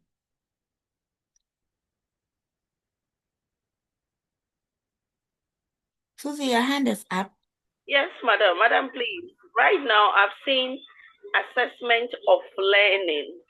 You see, you were explaining assessment as an assessment for. Now I'm seeing on the screen assessment of learning. Okay, the assessment of learning is what we call the summative assessment. Okay. That is Okay. what we do to find out, we assess learning during a period of time. So when the child writes an end of term exam, okay, the purpose of that exam is to find out throughout the whole academic year or the term that the learner has been learning English. How far has the learner, what is the learner's level of proficiency? All right, so assessment of learning, we are assessing the child's learning, the quality of the learning, right? Where all this while we've been teaching the child how to read. How well can the child read now throughout this process? So we are doing an assessment of the child's learning. That is why we give the child reading comprehension. Okay, if the learner is able to do it very well, our assessment of that learning will be that, oh, the child can read, can write very well. The child understands the grammatical issues very well. Therefore, we can say that the child is ready to go to Form 2. To go and learn, the child is now ready to go to Form 2 to go and learn more complicated issues in language. All right, so that is assessment of learning. Patience. Thank you, madam. So, madam, it means if I am to explain the three, I would say that for the assessment as learning is assessment as I am learning. Yes. Assessment for learning is the assessment that will help me to learn or will help me to know what to learn and what not to learn. And the assessment of learning is the learning that I made, what I had from the learning. Can it be that? Yes, but with the assessment for learning, we are assessing the learner to find out whether the previous knowledge or what the child already knows. Whether the child is fit enough for what we are going to teach the child. Okay, so we assess them for the purpose of learning. So if ever you go to class, you give them, like our colleagues were saying, sometimes when a child comes to your class for the first time, you give them a writing test. That writing test is not, the purpose of that writing test is not to grade them. You just want to find out how well they can write so that it will help you to make decisions for yourself, what to do as a teacher. That becomes assessment to help them learn. All right, good. All right, Okay, thank you patience. very much. You're welcome. Hello, madam. Yes. Yeah, thank you for the opportunity. Please, I don't know if you could throw more light on differences between evaluation and assessment. I am a bit confused. Thank you. All right, good. So when we talk about, there's a very thin line between assessment and then evaluation. Now, when we want to strike the distinction, we look at the purposes, right? When we are doing assessment, assessment is more process in between lines. So the things we do in the classroom are assessment in the sense that we are just gathering data to help the learner progress. Okay. Evaluation means, yeah, you've passed a judgment on the learner. Wabong, you are an average student. You are below average student. You are above average student. If you do that, you have evaluated the child. Right. By assessing the child, we do not pass, during assessment, you do not position a child as good, bad, or whatever. We are just determining the level of the child at one point in time. Okay, so whenever you do an assessment and then you use it to pass judgment on the learner, so that you even use it to put the learner in a certain, to make placement of the learner, you are doing evaluation. So whenever an assessment leads to making judgment on the learner, you've done evaluation of the learner. You get it? Whenever they give you something to do evaluation of, you have to give a comment about it. The thing is good, the thing is bad, this one needs improvement, and so have you. All right, so if at the end of the day, I assess the learner and I use it to pass a judgment, this child is below average, therefore I should put the child here. This child is an excellent child. This, then you are doing evaluation. All right. So with assessment, I don't see assessment as really passing. If it's a summative assessment, you are using it to find out overall, since you have been learning mathematics, have you learned the mathematical skills? Okay, have you learned it well or not? But if after assessing, I say that looking at the scores of the learner is above average, I have judged the learner. That becomes evaluation. All right, I don't know if you get me. Madam, thank Yeah, you. well understood. Okay, yeah. Thank you. Teria, Oh, madam, we please. have 1 minute. Okay, quick one. You've made Yeah. us understand that assessment of learning is a summative one. Mhm. And can we confidently say that the assessment for learning and the assessment as learning are formative? Yes, they are formative. All right, thank you, madam. Thank you. Yeah. Please, madam. Yes. Please, the assessment for, let me say, if you want to start a lesson, then you use the previous relevant knowledge, like the olden days, we say RPK. If you use that one, are you using the assessment for? Because you are going to use it before you introduce the lesson. We link it up with the lesson. Yeah, it's it could be an assessment for learning. It could be. Okay. These assessments we judge them based on their purpose. If the purpose of doing the RPK is to find out whether you can build on it to learn later on, to help them learn, all right, then it could be, right? But if you're just trying to get them to recall what they learned and you not use it as a resource to help them learn, then it could not be assessment for learning. The underlying purpose of assessment for learning is any assessment I do that is to enhance my students' learning. That is assessment for learning. All right. So it is 8:31. 8:31. Hello, I, madam.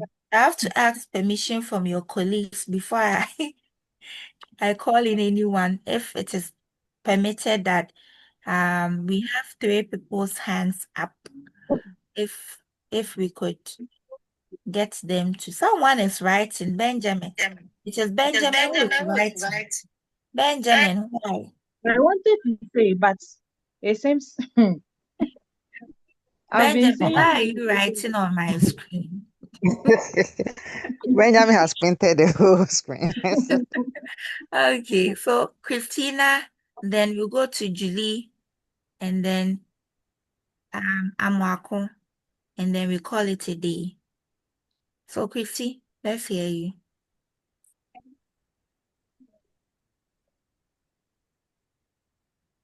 Is Christina there? Okay, Julie. okay, madam, please, she's not ready. Okay. Madam, please, can I say that evaluation is the score? It refers to the score or measurement put set for learners to meet, so that you can now decide if it is good or bad, or they are average or below average. Okay, evaluation is, let's put it in simple terms. When a child gets 10 out of 10 in an exam, in a test, what does it mean? Please come again. When a child gets 10 out of 10, what does it mean? Please. It means that It I think it's means you've measurement. assigned a number to the So what does that number mean? If your child Measurement. measurement. Measurement. It means that oh, mhm. It means that what the child is excellent. Yeah. Yes. So if the child is excellent, okay, the fact that you have tagged that child as an excellent student, you have passed judgment based on the score. Measure. Okay. So whenever we make a decision, we pass judgment, we we position a learner based on the outcome of a test, of an assessment we have evaluated. Okay. Yes. So Thank you. evaluation is not the score, it is what we say to the score becomes an evaluation of it. Right. Good. That Okay. is, we Thank remember you. when we're talking about the outcomes, the educational outcomes, when we got to evaluation, we said evaluation is about critiquing and making judgments. Critiquing. So the information that you have, what are you making out of that information? The 10 over 10, the 0 over 10. What are you making out of that information becomes your evaluation. All right. Amwako, Emil, if I've pronounced your Yes, name. madam. Yes. Yes, please. Thank you Okay. very much. Mhm. Please, talking about assessment as learning, Mm. I'd like to give a practical example. Okay. I know we've been doing it in class, but we're not, perhaps you're not able to categorize it as being as learning, of learning, or for learning. Let's take, for instance, you are teaching parts of a letter, let's say an official letter, and then the learners are supposed to write writer's address, the date, the recipient's address, and all that follow, or all the other items that follow. So you ask a learner to, let's say, write the how do you call it, the format on the board, and then he or she writes on the board, and then you ask the fellow learners to critique what their colleague has done or have done. Where do we put that kind of, is it a form of assessment? If it is, what form of assessment is it? Is it as learning? Is it of learning? Or is it I think it's for the learning? same. It is the same as learning. Learning. Thank you. So I just want to draw emphasis on the assessment as learning. Right. Thank you very much. Now, Thank you. please, the only thing that will help you not to get confused, ask yourself, this assessment, what is it? What is the purpose of it? It is the purpose that names it. All All right. right. Okay, I saw a hand up somewhere. All right, if the person has given up, then it is 8:38. One question to 8:38. Okay, last question, then we'll have to close. Madam, are we to solely rely on this material, or there is another material out there which we can fall on? Wow. I would have to find out from Doc. Hey, Kwajo, emoji there. I'll have to find out from Doc and get back to you. Right. Yeah. I'll have to find out from Doc if there are some other materials. You're already thinking about your summative assessment, Somehow. But anyway, they are all Very important. very how. Well, I heard you looking for Pascal and they said, hey, teacher. The reason I ask is I have another material quite apart from this one, what you are Okay. given. That is 284, I think 284 page document or material. Yeah. I am not certain as to whether to learn that one or discard it and then take this one. These ones are just slides, so the contents they are just something. So you could learn this and then go into that one for deeper understanding. But being very Doc is his exams are always friendly match but very critical. All right, so yeah, his exams are always a friendly match, very friendly. But he would require you to, you're a tertiary student, a 21st century teacher,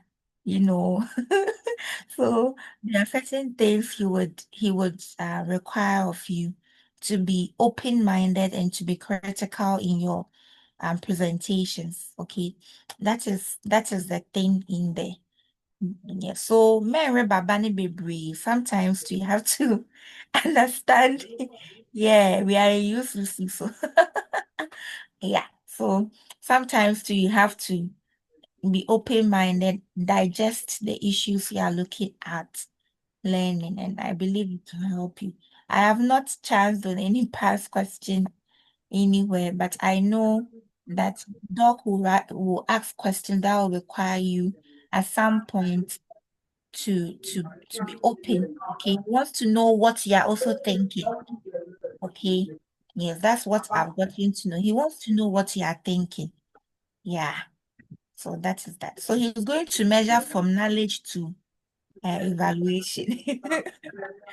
Okay, that is that. So, colleagues, thank you so much for having me this evening. Thank you for the opportunity to teach great people like you. I pray for another opportunity. I'll join your class. Hello, madam. Most Madam, please, Yes. my welcome. name, my hand has been up, and you couldn't call me. Oh, I didn't see your hand, actually. You didn't catch the speaker's eye. Sorry. Hello, madam. Please, my hand Yes. was up, but you didn't call me, madam. Okay, please, Hello, you madam. can talk. Yes, please go ahead. Yeah. Okay, so on behalf of my colleagues, we want to say a very big thank you for your time, for your patience, and the in-depth knowledge you have actually explained the content to us with. And we say thank you so much. We really appreciate you. And whenever Doc is not able to come and you come, you are always welcome, and we love you. Yeah. Oh, I love We you love all you. too. Thank We you so love you. You much. have done very well. Thank Thank you you. so much. God bless Please you. God bless feel free to reach out if you have questions or something. you. Right. Yeah. All right. So, Bye-bye. Madam, but we don't have your contact. that issue. I'm giving out my contacts. The men here, please call me at a godly hour. I beg you. Don't be afraid. Don't be afraid. All right. So, Madam, please, No last late What is night. info. godly? Madam, zero please, two What is four two. godly I hour? want to know, is it Doc who is What going is to set godly hour? questions for the Valley View, those in Kumasi, those in Takrady, and everywhere? Or Come again. is it Doc who is going to set the questions for those in Takrady, those in Kumasi, meaning everywhere? Because For they're that, having I different I don't lectures. know because there are different They're lectures. having I believe that I don't know how they set the questions though, but I believe you get it is a collation, you know. Yes. They sit okay. down as lecturers and think of all of you and then bring out for each side. So questions are not only from one person. Get it? So it's a collision, something. Don't Okay. worry, don't be anxious Okay. I'm about asking this. Okay, I'm asking this because sometimes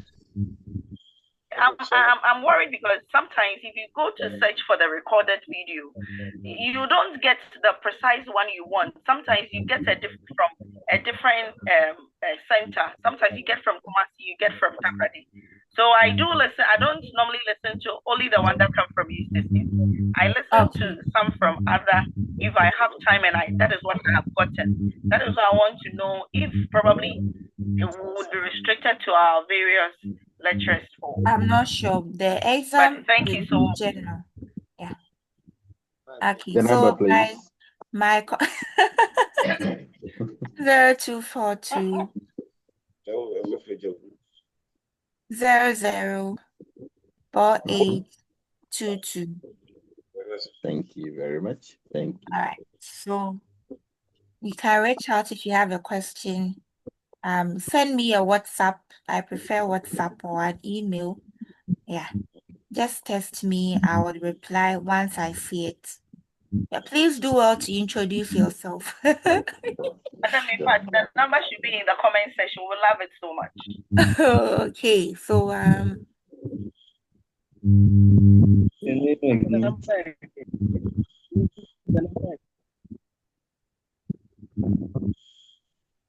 Madam, the number again. Hey, the men, careful. Thank you very much, madam. God bless you. you're welcome. You're welcome. We the men are in dire need of the number. Okay. All right, class. It's been a wonderful time with you. I wish you all the best as you Thank prepare you. for your exam. Right. I believe you get all the A's. Don't worry. Thank Keep you. them. Thank you. Amen. Amen. You agree so. Then Thank come you. and face the friendly match. It's a friendly. All right. So yeah. So good night to all of you. Same to you, madam. Same to you, madam. Thank Thank you. you. Thank you. God bless you. Bye bye. Bye. Hello, please, madam. Yeah. Please, madam. Yes. Please, madam. Madam, Yes. they will not allow you to go. Madam, they Hey. won't allow you to go. Hello. Oh, madam, please, you have to go Madam, to. good night. We have to Miss go White. where? Hello, please, madam. Yes, best back. Please, I wanted to find out that what will be, please, so what will be our quiz? I Please, don't the quiz. know about it. I When don't know. It It's on a should be timetable. It's on a timetable. it should be on the timetable. I don't your timetable. It's on the Yeah, so it should timetable. be on your timetable. And rest. Yeah. So, You have hey, been is spoken it? for more than 2 hours. Yes. So please, it's nine. Yeah. All I right. think we don't So want them to go. goodbye, ladies and Bye, gentlemen. bye, Bye. bye, Madam, bye. please, when Dr. Tabiri come, they don't even ask questions. Today they saw a female voice and everybody is asking questions. Everybody is calling Madam, Madam. Oh, Madam, I didn't understand this. Meanwhile, when I said Madam to give us some 10 minutes, they say, oh, no Yeah, questions. Babylon. See your life? I'm managing. You see your life? I'm managing a See Babylon. your Me, I'm life? a Babylon. Sisterhood. Babylon, You are, and you are also where Babylon. Is Madam married or she's single? I'm asking for some somebody. questions can deduct marks. Some questions you ask can deduct marks from your That we unwritten should chat exam it. That we questions. should So be chat it. careful. Don't That we forget, should chat it. So simple. they are recording Good you. night, They are guys. recording you or Please, the person who was writing, we beg you, the actors. I'm sorry.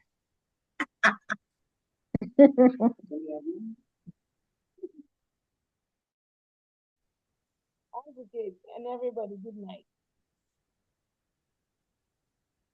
Good night.